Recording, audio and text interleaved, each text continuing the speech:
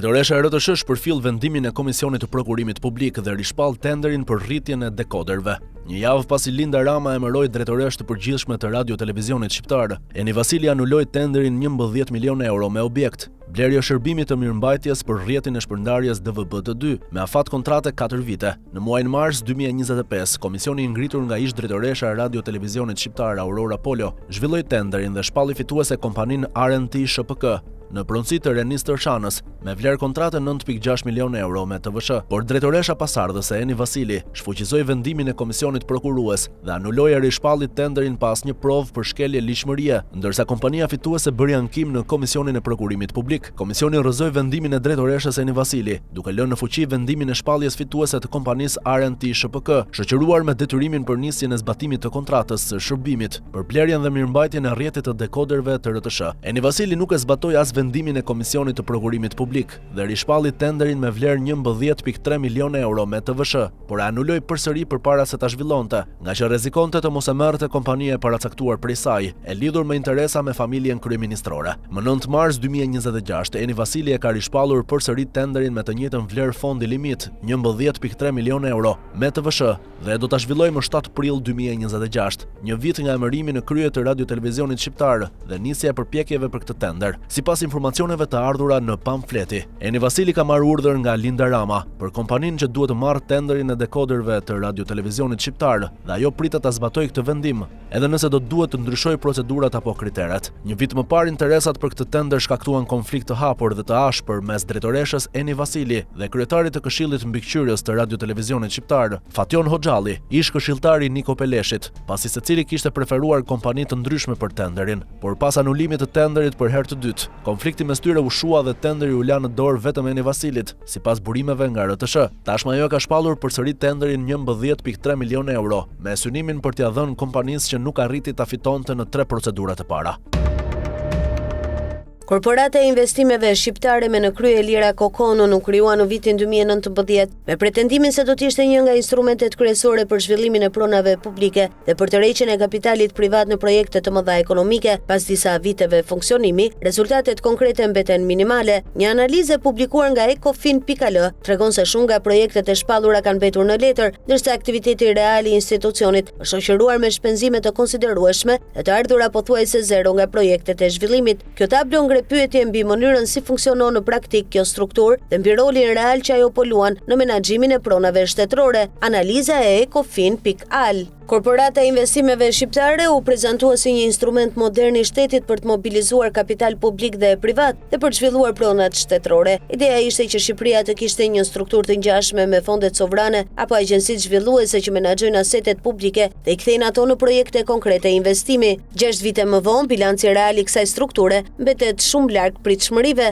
Lista e projekteve të shpallura është e gjatë: komplekse qeveritare, zona ekonomike, muze, stadiume, zona zhvillime, parqe teknologjike dhe qendra ekspozitash, por në praktik produktet konkrete janë pothuajse të papërfillshme. I vetmi projekt i realizuar me cilin krenohet korporata është Parku Teknologjik Durana Tech Park, e cila konsiston kryesisht në regjistrimin formal të disa kompanive në adresën e parkut në Xhavzotaj për të përfituar lehtësi fiskale, por parku mbetet ende virtual, pa asgjë të ndërtuar. Në një projekt që duhet të ishte motori i inovacionit teknologjik të vendit, rezultati i deri tanishëm është një park virtual, pa infrastrukturë reale dhe me përzgjedhje e kompanisë që është kritikuar për mungesë transparence. Ndërkohë pjesa tjetër e projekteve vazhdon të qarkullojë në faza koncepti, fizibiliteti apo thirrjesht të përsëritura për partner privat, pa prodhuar ende rezultate të prekshme. Plani i punës i AIC për vitin 2025 i konsultuar nga Ecofin.al përmend një numër të madh projektesh: komplekse qeveritare sektoriale, godina të reja për institucione, zona ekonomike kulturore, muze, projekte sportive dhe zhvillime të mëdha urbane. Por realiteti është se një pjesë e konsiderueshme e këtyre projekteve janë shpallur disa herë dhe kanë dështuar të tërheqin investitor. Një rast domethënës është projekti Lift Tower, i cili është shpallur 6 herë pa arritur të gjenerojë interes nga investitorët. Vetëm pas disa dështimesh radhazi, korporata u detyrua të ndryshojë kushtet e garës, duke i dhënë partnerit privat 5% më shumë të sipërfaqes së ndërtimit. Ky ndryshim në një projekt që parashikon mijëra metra katror ndërtim dhe një kull me 40 kate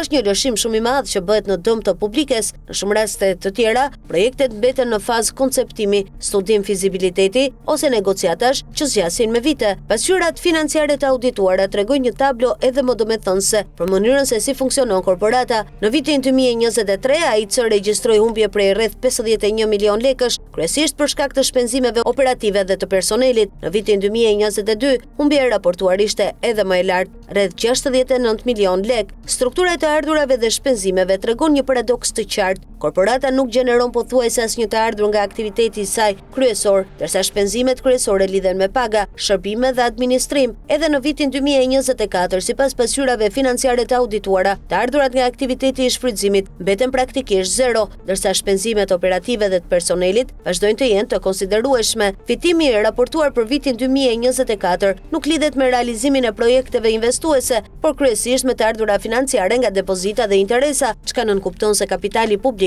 është përdorur më shumë si instrument financiar sesa si motor investimi. Kjo krijon një pyetje të thjeshtë: nëse kapitali publik përfundon në depozita bankare për gjeneruar interesa, cili është roli real i një korporate zhvillimi? Ndërkohë që zhvillimi i projekteve mungon, korporata ka ndërtuar një strukturë të plotë institucionale. Ligji i saj parashikon një arkitekturë të gjerë drejtimi që përfshin këshillin mbikëqyrës, drejtorin ekzekutiv dhe një bord këshillimor. Kjo do të thotë paga për stafin, shpërblime për anëtarët e këshillit mbikëqyrës dhe për bordin këshillimor, si dhe një sër shpenzimesh administrative. Në mungesë të projekteve që gjenerojnë të ardhura reale, kjo strukturë mbështetet pothuajse tërësisht në fondet publike. Një tjetër tendencë e re që ka rënë në sy muajt e fundit është prania e shpeshtë e drejtuesve të AIC në forume dhe evente ndërkombëtare, nga Abu Dhabi dhe Davos deri në Berlin dhe së fundmi edhe Cannes. Në pamje të parë, kjo mund të duket si një strategji për të promovuar investimet, por këtu lind një tjetër problem institucional. Sipas ligjit, misioni i korporatës së investimeve shqiptare është zhvillimi dhe menaxhimi i pronave shtetërore dhe realizimi i projekteve të investimit. Promovimi i investimeve dhe tërheqja e investitorëve të huaj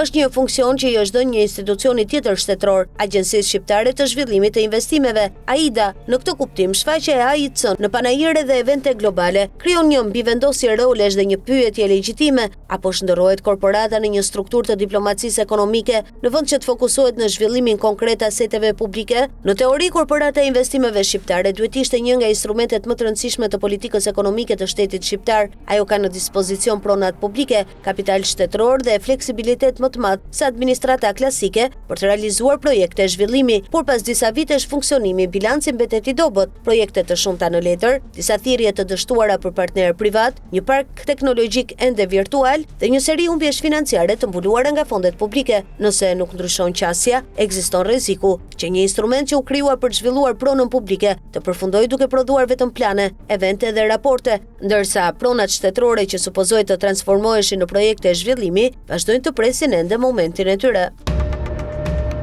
Prokuroria e posaçme duket se po përgatitet për një sesion të fortë goditjesh. Dje u publikuar raporti vjetor i punës për vitin 2025 dhe janë dhënë shumë detaje nga veprimtaria e organit të akuzës. Spak duket se do të marrë trajton e atyre organeve hetimore që shpesh kemi parë në filmat policesk amerikan. Sipas dokumentit, në godinën e re të institucionit janë ndërtuar dhoma të posaçme për marrje në pyetje dhe procedura njohjeje të pajisura me kamera dhe sistem regjistrimi audio për të monitoruar dhe dokumentuar të gjithë procesin hetimor. Spak në godinën e re ka marrë të gjitha masat e nevojshme duke parashikuar një infrastrukturë të dedikuar për marrje në pyetje të personave dhe dëshmitarve. Janë parashikuar dhoma të veçanta për marrje në pyetje dhe dhoma për procedurat e njohjes. Çdo dhomarrje në pyetje është e pajisur me pika të integruara në dysheme për furnizim e energji elektrike dhe lidhje interneti, si dhe me sistem të instaluar kamerash dhe regjistrimi audio për të garantuar monitorim dhe dokumentim të plotë të procedurës sipas standardeve më të mira ndërkombëtare, thekson raporti.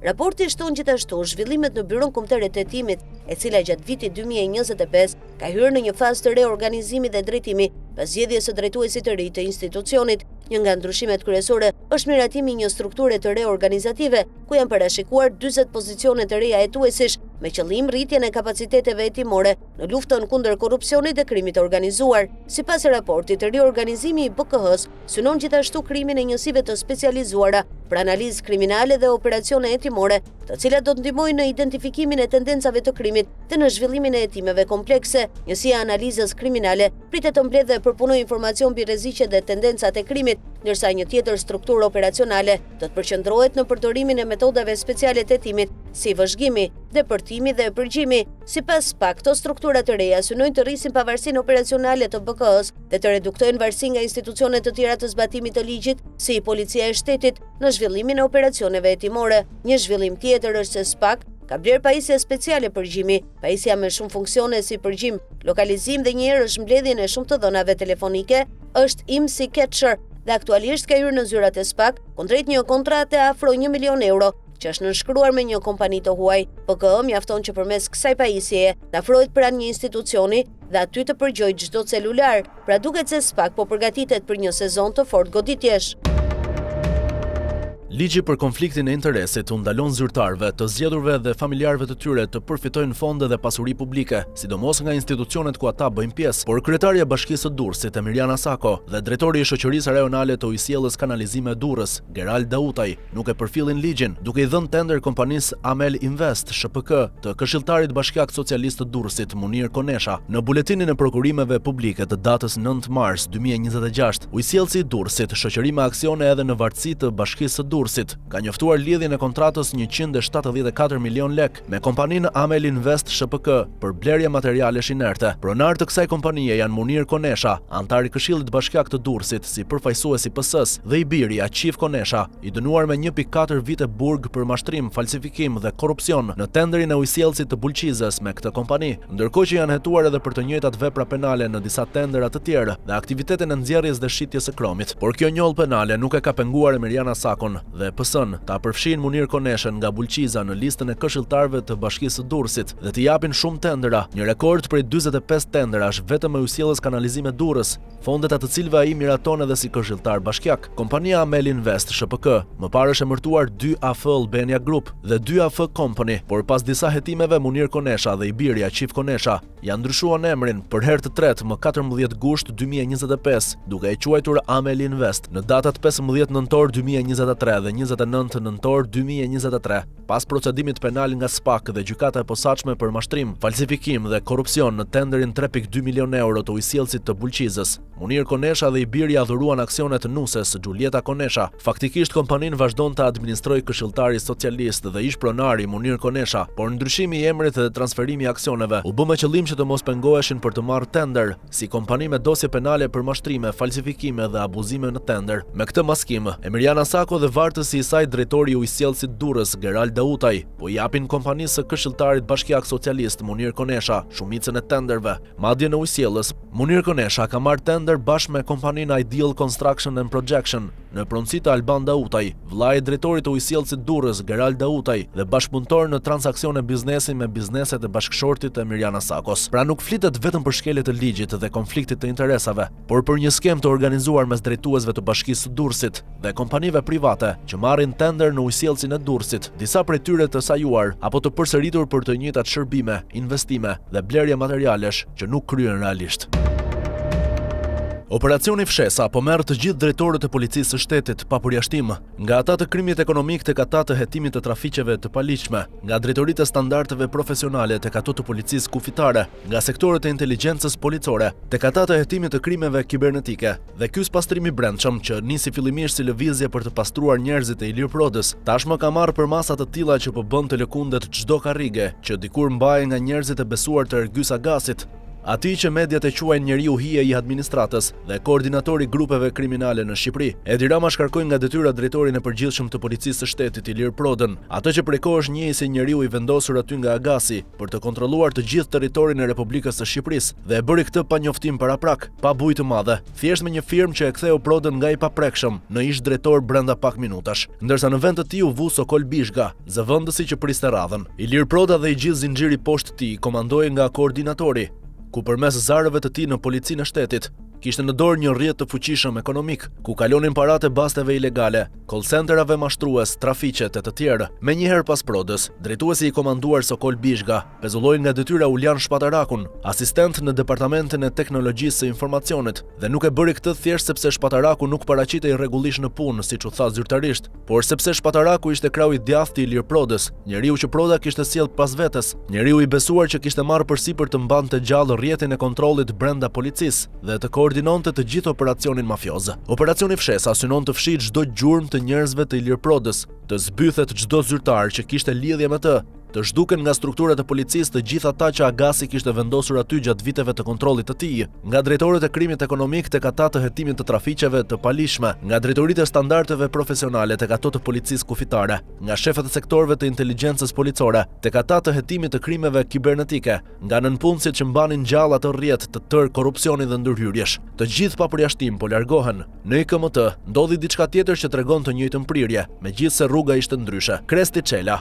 drejtori i inspektimit të mjedisit në IKMT dhe Kunati Ergys Agasit, dhunoi në zyrë kolegun e tij Fatmir Meta, drejtorin e ekzekutimit të vendimeve, dhe bashkë me të ishin edhe 3 persona të tjerë. Një sherr i zakonshëm mes zyrtarësh mund të mendonte dikush, por jo kur bëhet fjalë për Kunatin e Ergys Agasit dhe për një institucion ku prej kohësh thuhet se njerëzit e tij rrinin rehat, duke bërë çfarë të donin pa pyetur askënd, duke kontrolluar inspektimet dhe duke vendosur kush fitonte dhe kush humbiste. Pas incidentit, kreu i IKMT Afrim Qendro shkarkoi Klesti Çelën, Kunatin e Ergys Agasit, shkarkoi edhe këshilltarin Ervin Bixha, i njohur ndryshe si truri i aksionit të palishëm të Inspektoriatit Kombëtar të Mbrojtjes së Territorit, atë që më herët kishte shërbyer si inspektor në jug të vendit dhe që dyshohej se ishte përfshirë në veprimtari të palishme dhe pezulloi Fatmir Metën, duke i larguar të 3 nga detyrat e tyre. Pra edhe në IKMT njerëzit e Agasit po largohen, disa për shkak të dhunës që ata vetë shkaktuan, disa thjesht sepse era ndryshoi dhe tani kushdo që ka emrin e lidhur me atë që dikur ishte i paprekshëm, sot gjendet në rrugën e daljes. Ervin Bixha nuk ishte thjesht një këshilltar i zakonshëm, por pjesë e rrjetit më të gjerë që përfshinte edhe vëllain e tij Elgert Bixhën. Të dy tashmë nën hetim nga SPAK, të dy të dyshuar që përfaqësonin interesat e Ergys Agasit dhe grupit të tij në disa biznese strategjike, nga tenderet e Akshit te vendburimet e naftës në Patos, nga projektet kontroverse si Manastiri Resort, në gjirin e manastirit, tek administrimi i mbetjeve të rrezikshme përmes kompanisë Eco Clean, aty ku Elgert Bixha zotëron 50% të aksioneve dhe është ortak me Hidayet Ismailajn, të njëjtin që po ndërton kompleksin turistik në gjirin e manastirit, të njëjtin që ka përfituar nga klientelizmi dhe ndërhyrjet e pushtetit. Sot Elgert dhe Ervin Bixha janë në hetim, por rrjeti i tyre vazhdon të ekzistojë, kompanitë e tyre vazhdojnë të operojnë, vendburimet e naftës vazhdojnë të shfrytëzohen dhe mbetjet e rrezikshme vazhdojnë të administrohen nga të njëjtët persona që dikur mbronin interesat e Agasit dhe që sot, megjithse të hetuar, ende nuk janë prekur. 3 vite mbret, gjithë jetën peng, thot një shprehje e vjetër, që vlen për çdo njeri që mendon se pushteti që ka në dorë është i tij, se do të qëndrojë gjithmonë aty lart pa rënë kurrë. Ergys Agasi ishte mbreti i administratës shqiptare për disa vite. Ai vendoste kush emërohej dhe kush pushohej. Ai kontrollonte tenderat dhe policinë. Ai kishte njerëzit e tij kudo dhe askush nuk guxonte të dilte përpara. Por sot është peng i arratis, peng i dosjeve që rëndohen çdo ditë më shumë. Pengi atij që dikur i mbante krahët dhe që sot po shkarkohen një nga një njerëzit e tij për të shpëtuar veten. Sepse kështu ndodh me njerëzit si ai, sot të shkarkojnë, në nesër të harrojnë emrin, pas nesër të fshihen nga memoria, sikur nuk ka ekzistuar kurrë. Operacioni Fshesa vjon, duke marrë një nga një besnikët e tij, duke fshirë gjurmët, duke pastruar emrat, duke bërë vend për të tjerë që do të vinë, derisa të vijë radha e atyre të fshihen. Dhe ja ku jemi sot, kur i njëjti kryeministër që për vite me radhë pati pranë Ergys Agasin si hijen e tij të pandar, si dorën që zgjidhte problemet që nuk zgjidheshin dot zyrtarisht, si atë që merrte përsipër punët e pista që askush tjetër nuk guxonte t'i prekte, sot po shkarkon me furi njerëzit e tij, po pastron policinë e shtetit nga të gjithë ata që Agasi kishte vendosur aty, duke bërë sikur nuk e njeh më atë që dikur ishte njeriu i tij më besnik, sikur i ka harruar ato netet e gjata duke pirë Romane Konti bashk. Sikur i ka harruar të gjitha punët që Agasi kreu për të, nga kontrolli i tenderave të rrëmbimi atyre që guxonin të ankoheshin, nga futja e njerëzve të vetë në çdo cep të administratës të mbajtja nën kontroll e gjithë shkaja që lëvizte në këtë shtet, sepse tani siç duket Rama u zgjua nga gjumi dhe u kujtua befas se është lider global, se është ai që flet përpara parlamenteve evropiane dhe merr çmime ndërkombëtare, se nuk i ka hije të merret me djem të këqinj si Agasi, se ato ishin punët e së shkuarës, që tani duhen harruar, duhen fshirë, duhen zhdukur nga kujtesa, sikur nuk ka ndodhur kurrë, ndërsa Agasi, i varur në arrati, pret të shohë se sa larg do ta çojë kjo fshesa e madhe.